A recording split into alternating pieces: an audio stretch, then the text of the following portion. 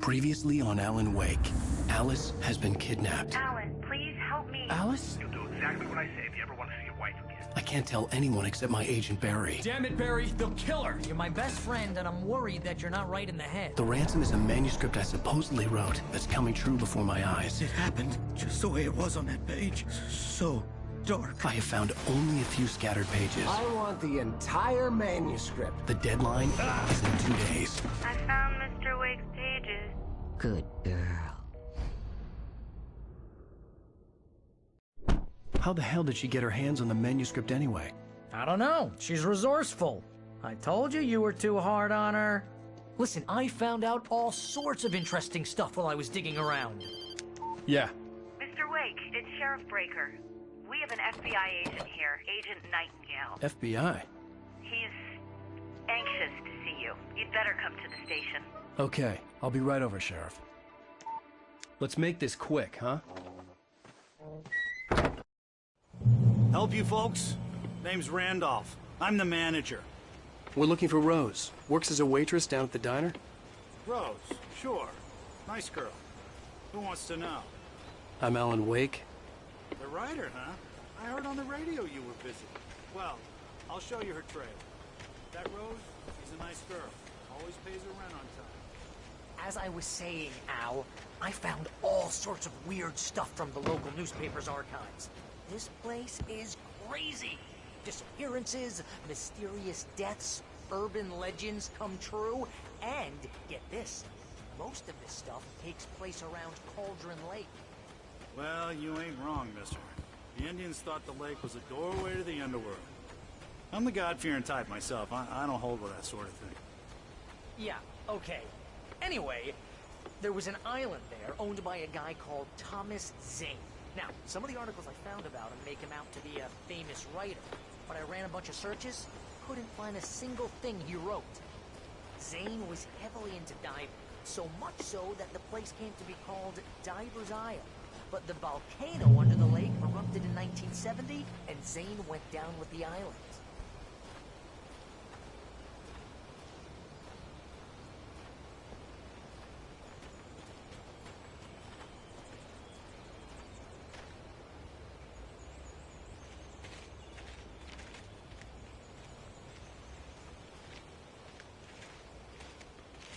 Yeah, how about that?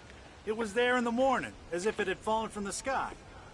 But it would take a tornado to lift something like that. We're damn lucky it didn't crush any of the trailers.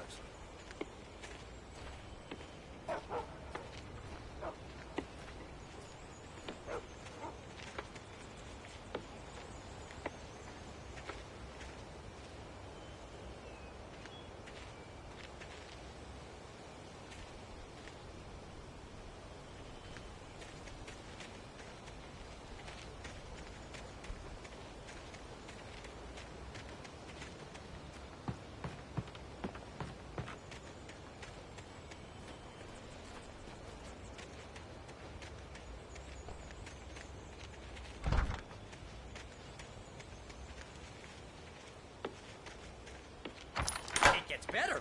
A local girl, Barbara Jagger, drowned in Cauldron Lake just a week earlier. They were lovers. Sure, Jagger's a local spook story. The Scratching Hag comes for you in the dark. Childish stuff like that.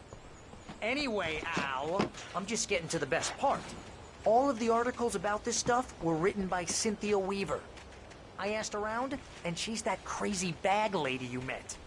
What, the lamp lady? She can be a little loopy, but she's not homeless or anything. Yeah, anyway, she knew both Jagger and Zane before they both died, and she had some kind of a breakdown.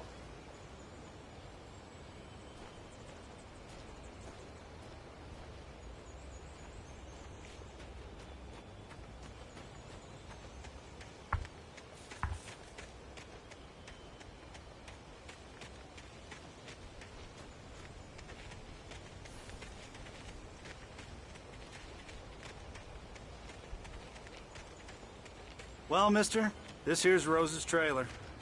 You mind me asking what you want with her? We're just here to talk to her, pal.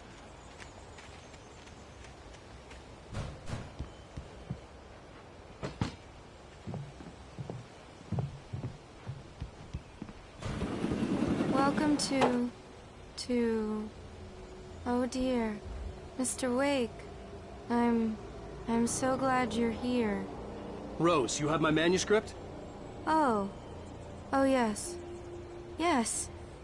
Please, come in.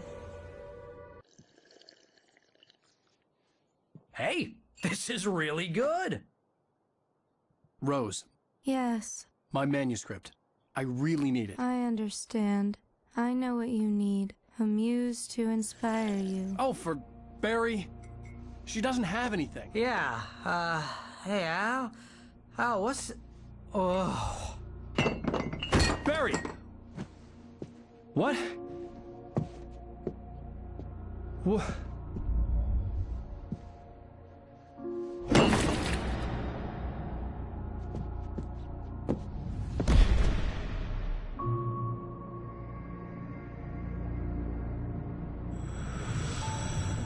It's coming for you, hiding in my barber's skin.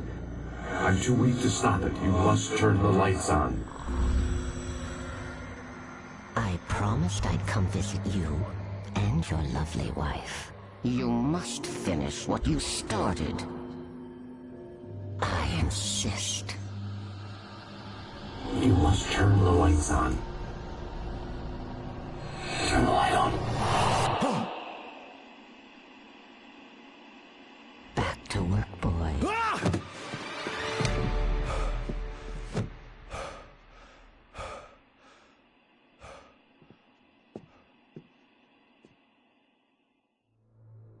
I felt nauseous, hungover.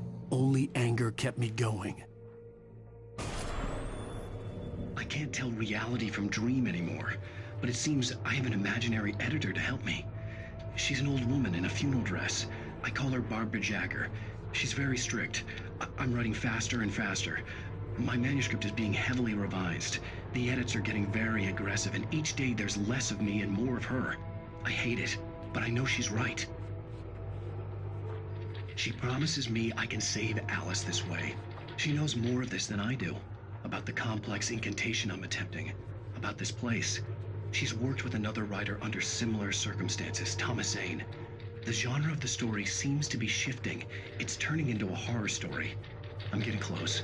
I can feel it.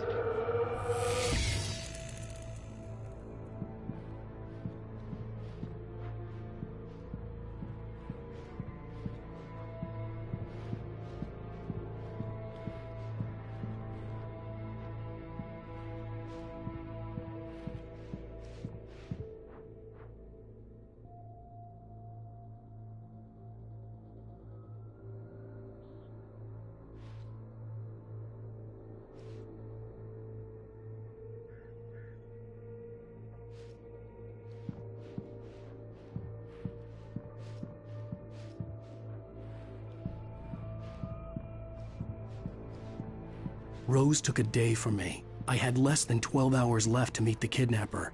All I could do was get Barry into the car, work something out once I got on the road. Welcome to the Oh Dear Diner. What can I get you today? Coffee? I couldn't work up much hate for Rose. Something had used her to get to me and left its mark. First refill is free. Milk and sugar on the counter there. Would you like to hear today's specials? Thank you. A nice day. Come back soon. Barry was out of it. He was way too heavy to carry. You're right. I deserve more money. I'm so handsome.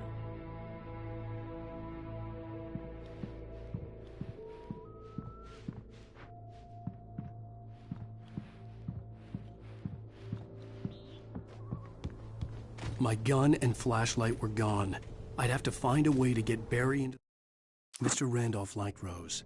That little smile she had. How she was still sweet when life had tried so hard to make her bitter. It wasn't any of his business what she did in her trailer. But those strangers, the writer and his smart-ass sidekick, looked like trouble. And they'd been in there for hours, way past her normal bedtime. He reached for the phone and called the sheriff's station. Car as quickly as possible. There was no time to waste.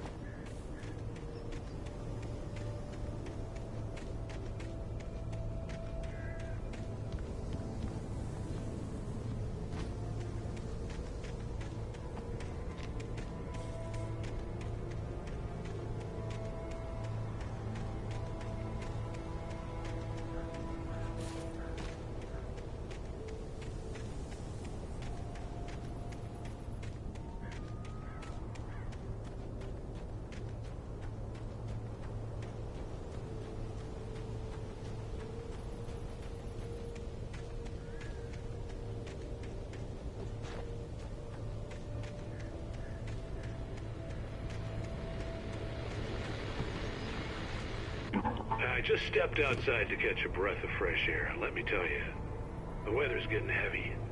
Nights like this make me especially glad I'm here talking to you and not home in bed. Once the weather takes a turn like this, I can't sleep at all. It's all tangled bed sheets and dark thoughts. punctuated by the occasional plunge into nightmare. Is it just me? Well, perhaps it is. But I hope I can make the night a little bit easier to get through. Caller, you're on KBF FM. Hey, Pat, it's Walt Snyder. What's on your mind, Walt? Well, I ain't the way you are, but, well, I can't sleep either, you know? I just been staring out the window here, trying to make sense of it all, but, I ain't been drinking either, you know? I just... Well, you sound like a man with a problem, Walt. I had argument with Danny. You know, Danny, and, then I get in trouble with the law, you know, and, I'm just, well... I heard something like that, Walt. Yeah. Well, you know, Danny's my best friend, and, they let me out on bail today. And now I'm just alone here at the window, you know, waiting. Man, and there's something in the air tonight, man. I was just outside looking up at the sky above our broadcast tower thinking the same thing. What are you waiting for, Walt? I don't know. You know, something's gonna happen. You know, I think I better go. Well, Walt, maybe... No, thanks, Pat. Well, good luck to you, Walt. Hang in there. Let's take a little break, folks. This weather's really something else, huh? How can I be sure you'll walk away? Why'd you love deception? I mean,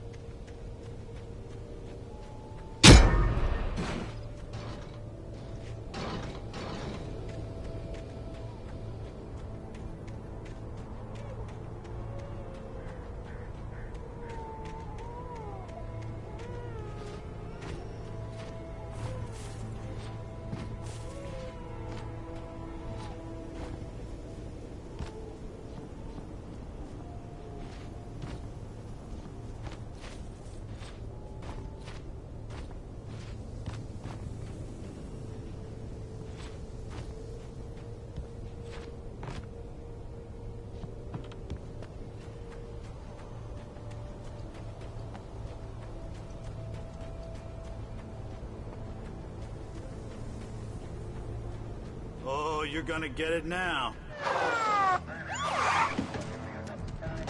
God knows what you've done to that poor girl. This is Agent Nightingale, FBI! Get him up, Hemingway! You're under arrest! You move a muscle, I'll unload right in your goddamn face! Stay right where you are, Spillane!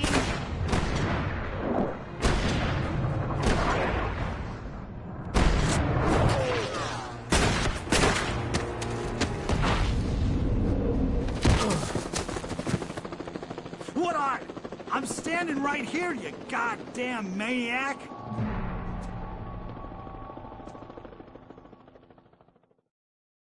I hated to leave Barry behind, but there was no way I'd miss my appointment with the kidnapper. Give it up, Mr. Wayne. Come on. Take it easy.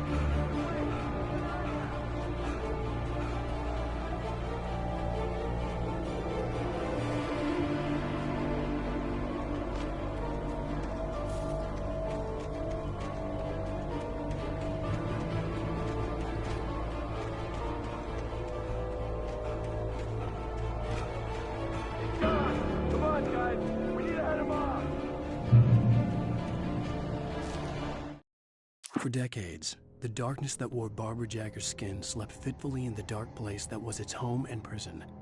It was hungry and in pain. It dreamed of its nights of glory when the poet's writing had called it from the depths and given it a brief, terrible taste of power and freedom. The rock stars had stirred it from the deep sleep the poet had sunk it back to in the end. When it sensed the writer on the ferry, it opened its eyes.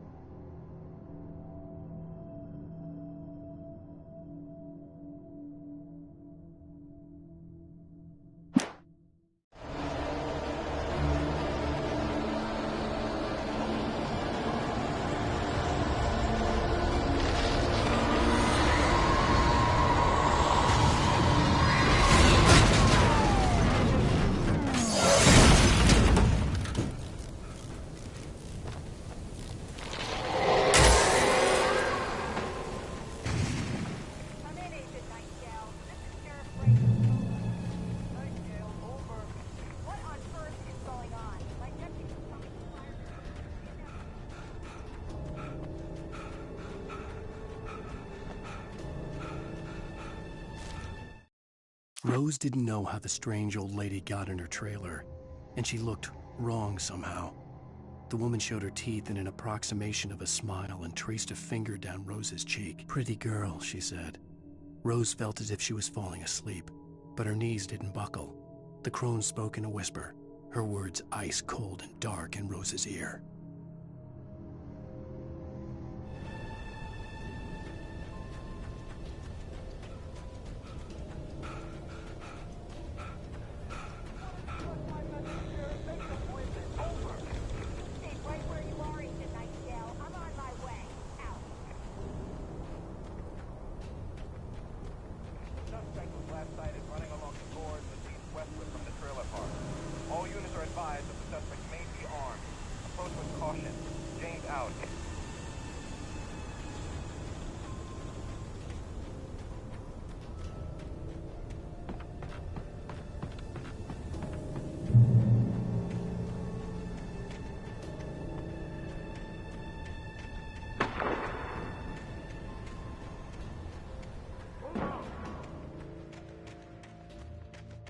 Search the area.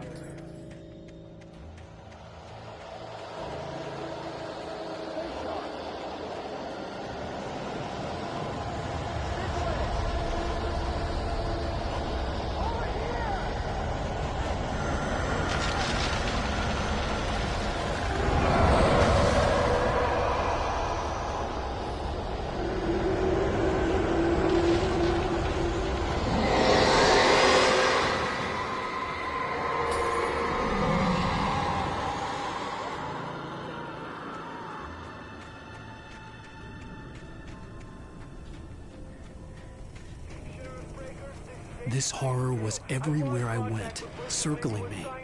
The cops didn't stand a chance. They were after a writer, not a monster. Are you kidding? I mean, have you seen this guy? He wears a tweed jacket. Over.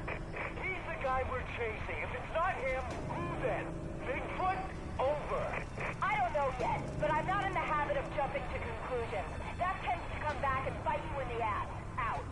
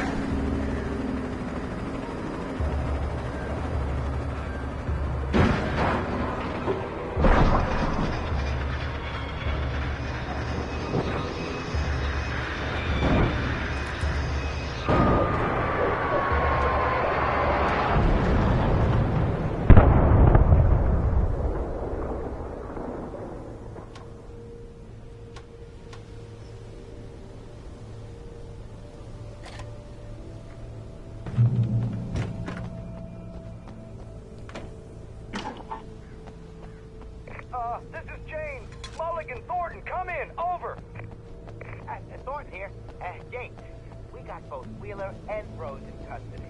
They didn't put up a fight or anything. Why, they were... Hey, what you... Come on! Sit down and give me that. Jane, Mulligan here. Over. Go ahead, Mulligan. Over. We got Wheeler and Rose here. Wheeler's drunk or hopped up on something. Speaking of which, that Fed had a pretty distinctive whiff of Otis Scotch about him, you know what I mean. Over. I don't have anything on that, Deputy Mulligan. Over. Well, whatever. Anyway, Rose is just being plain weird here. You better get Doc in to take a look at both. Over. Gotcha. You better get them here quickly. The, Fed's gonna want to interview Wheeler. Over. Oh, yeah, I bet he does. Looks like they have a lot in common. Mulligan out.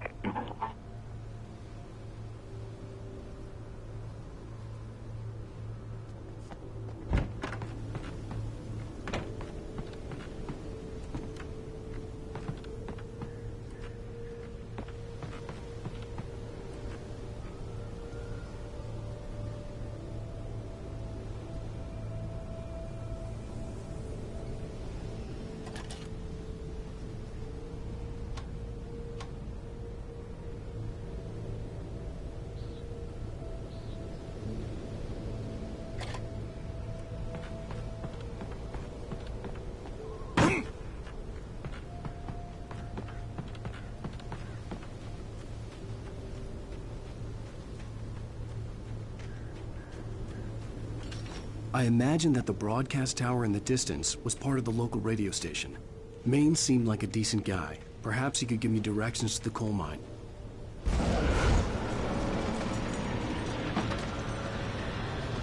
Unnatural shadows clung to the gate. The darkness that was after me was trying to stop me. I wouldn't get through it.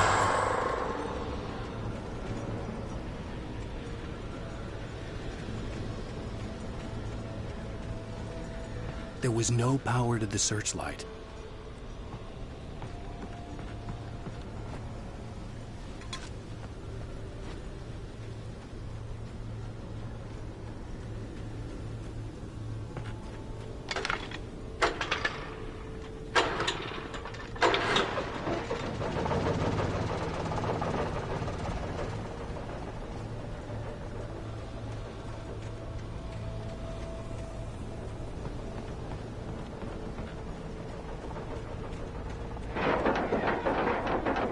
The old generator conked out. I'd have to see if I could fix it and try again.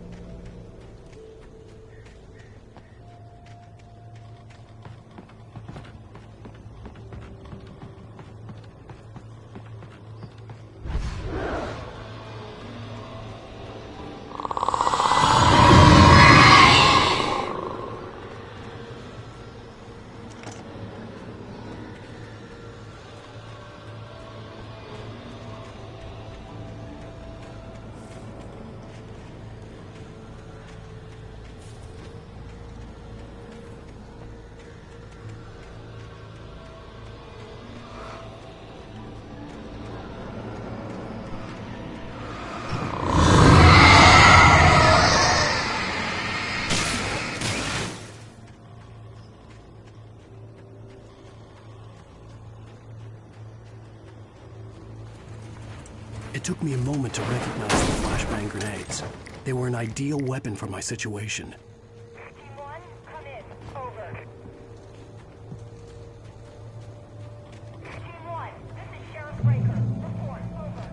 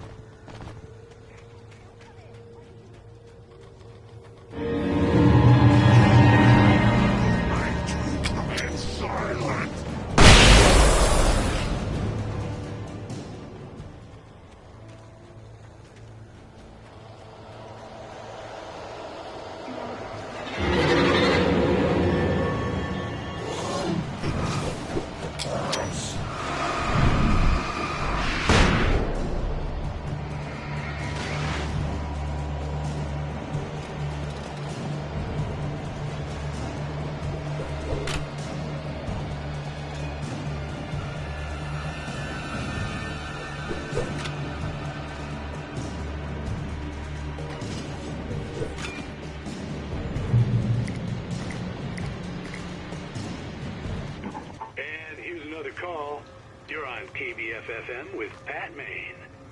It's Milt Peabody, Pat. What's on your mind, Milt? Well, I live near the trailer park, Pat, and there's a big ruckus going on over there. Well, that's just up the road from me, too. What's going on, do you know? I don't know, but there's a bunch of police cars there, lots of sirens, a helicopter buzzing around, and I think I heard some gunshots. Gunshots? Yes, sir, like from a pistol. So can you find out what's going on? Because it's just next door and they're popping off guns there. They're still shooting? No, it was maybe 10, 15 minutes ago. It sounds serious, Pat. I'm telling you, it don't sound like no party. Well, I'm certainly going to give the station a call, Milt. Okay. You'll hear it here as soon as I hear from them. Okay, thanks.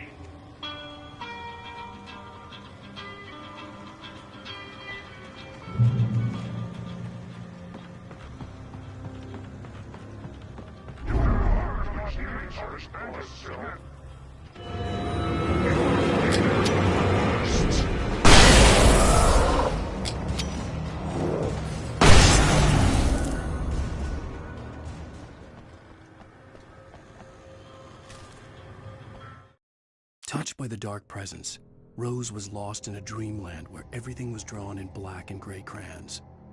The old lady had promised her that all her wishes would come true. She would be Alan Wake's muse.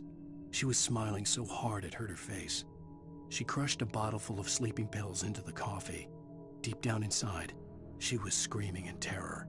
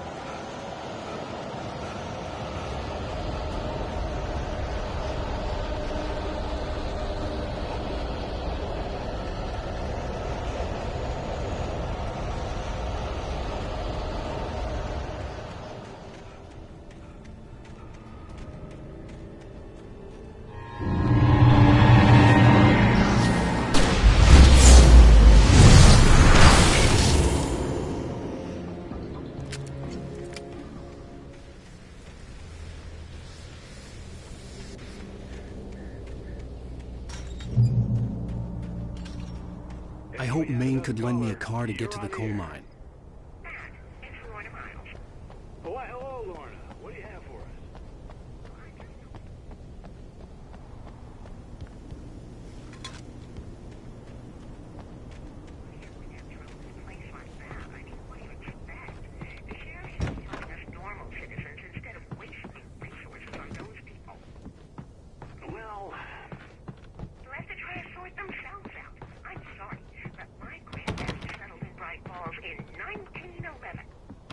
Well, thank you very much for that compassionate viewpoint, Lorna. Oh, here's a little surprise. The famous writer Alan Wake just walked in. Folks, I'm going to see if I can talk him into an interview. Come on in. Oh, I'm so glad you could find the time to do this, Mr. Wake. Nowhere to run now, Dan Brown. You back away from me. Don't hurt. Whoa. Everyone calm down. Put the gun down. We're all friends here, right? Cool your jets, Nightingale. We got him. Judas Priest! What the hell's the matter with you? There's a civilian in there.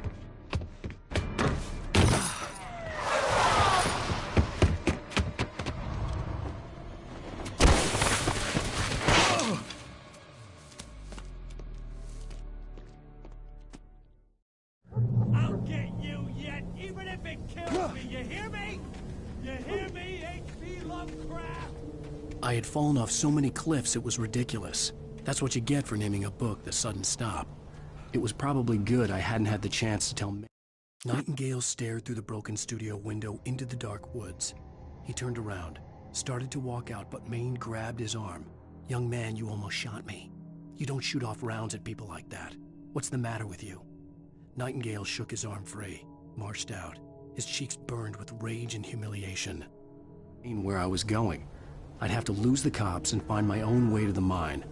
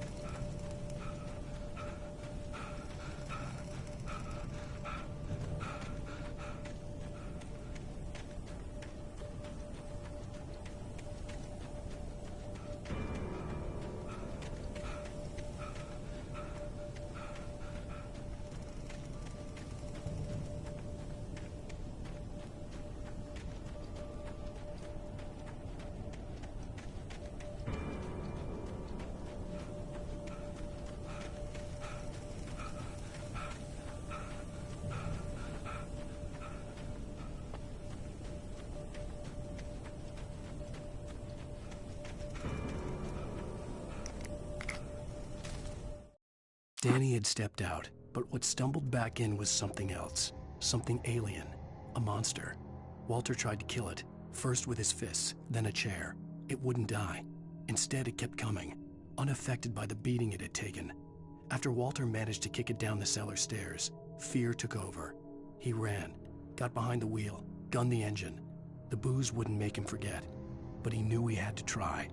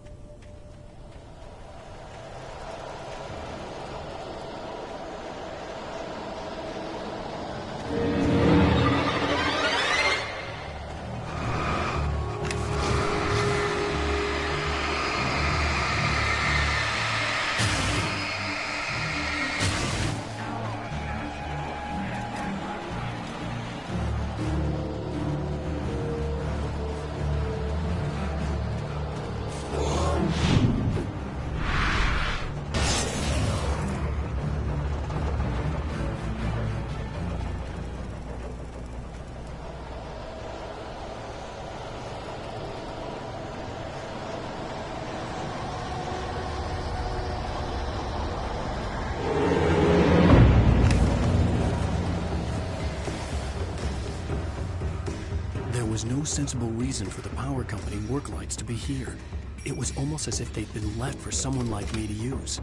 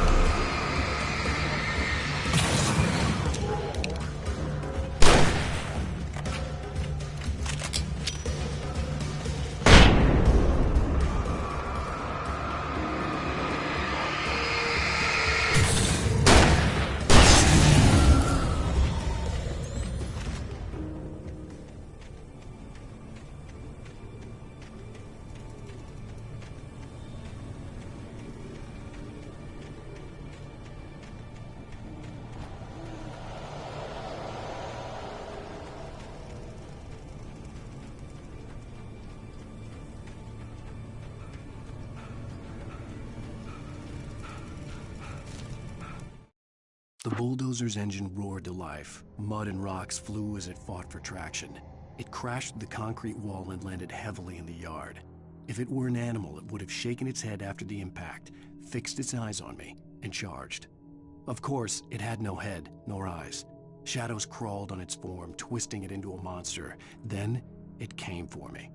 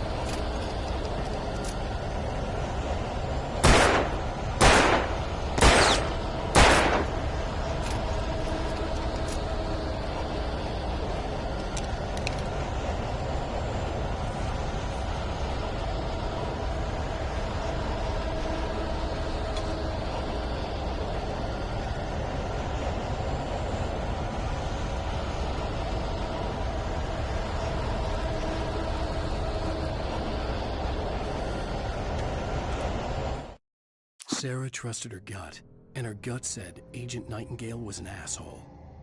He felt wrong, and it wasn't just the smell of stale booze. It was in the way he flashed his badge, pulled rank, the look in his eyes when he wanted answers. Where was Alan Wake? What was this about an accident? Where was his wife? And most importantly, why did she let Wake go? He wouldn't answer her questions. Federal business was all he'd say.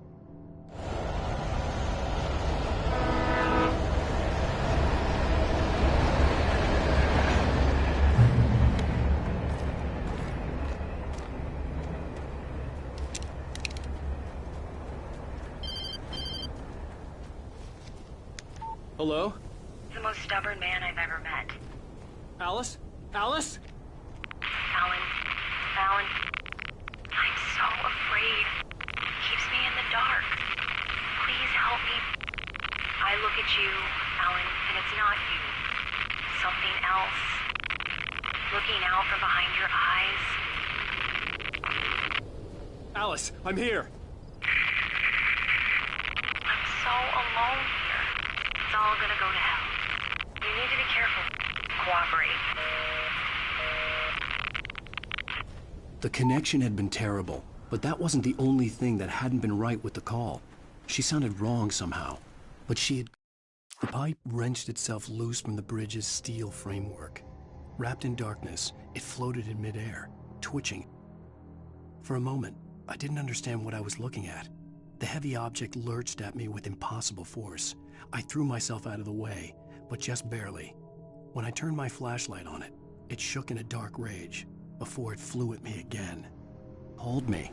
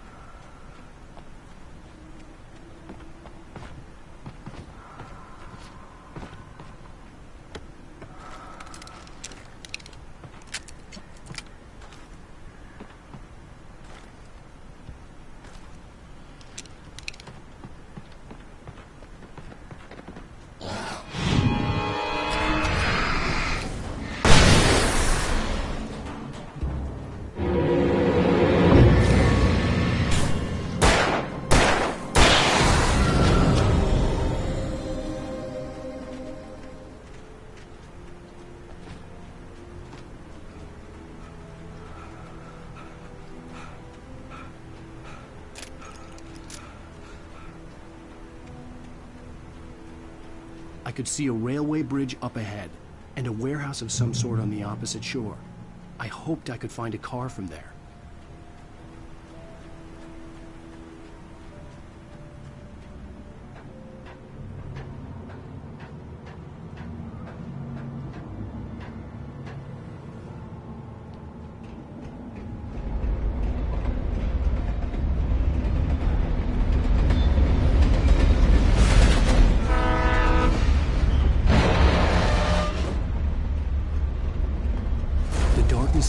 pursuing me was growing stronger, and it was taking over everything in its path.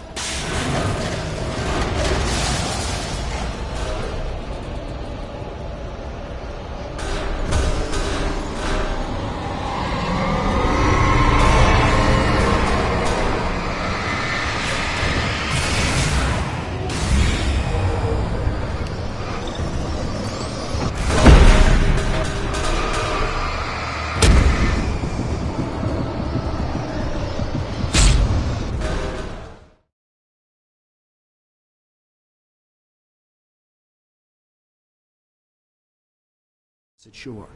I hoped I could find a car from there.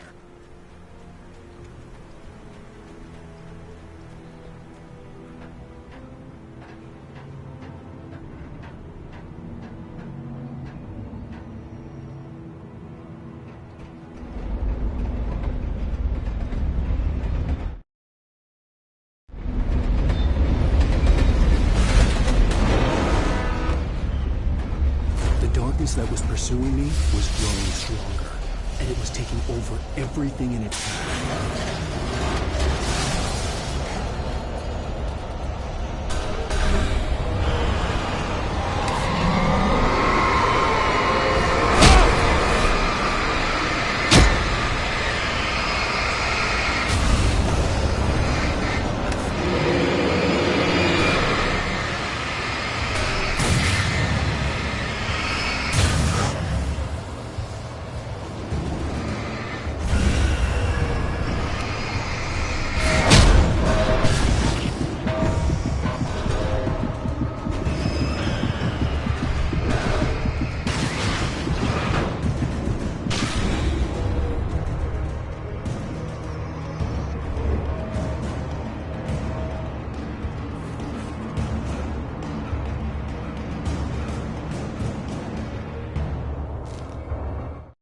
I slammed the door shut right in his smug face.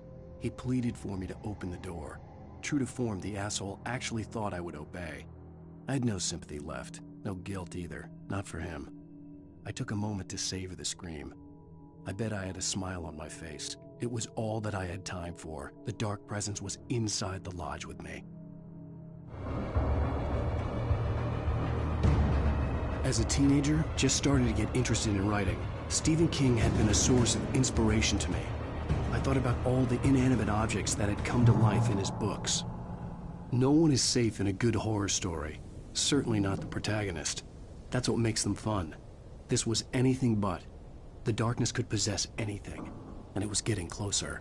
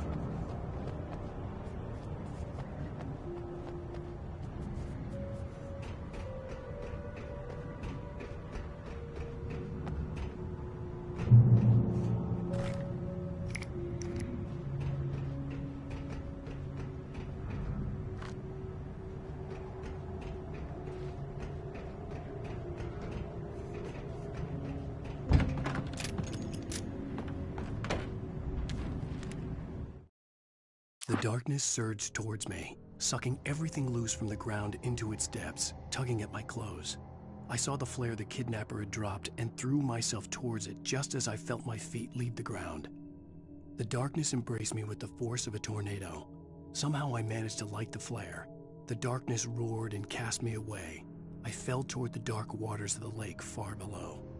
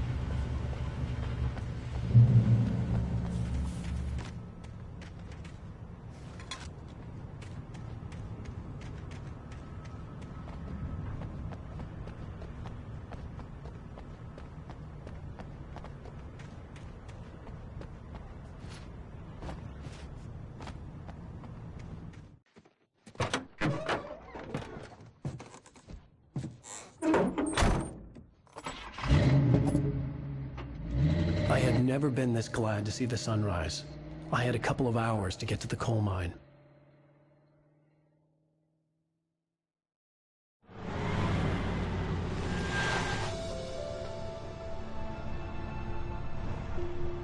The coal mine wasn't far now.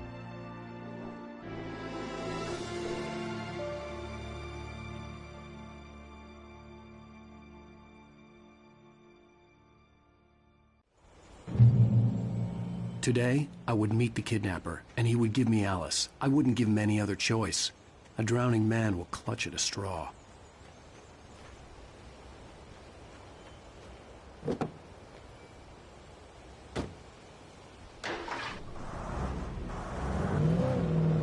Little by little, without realizing it, I'd come to believe that the story in the manuscript was coming true. The current of its narrative had taken me deeper and deeper into dark waters. Alice had been taken from me. Barry was probably in jail. I was a fugitive from the FBI. The whole world taken over by the Dark Presence was trying to destroy me. It all felt real, but it matched a textbook case of insanity. Even during daytime, I was being stalked. The bridge must have collapsed only moments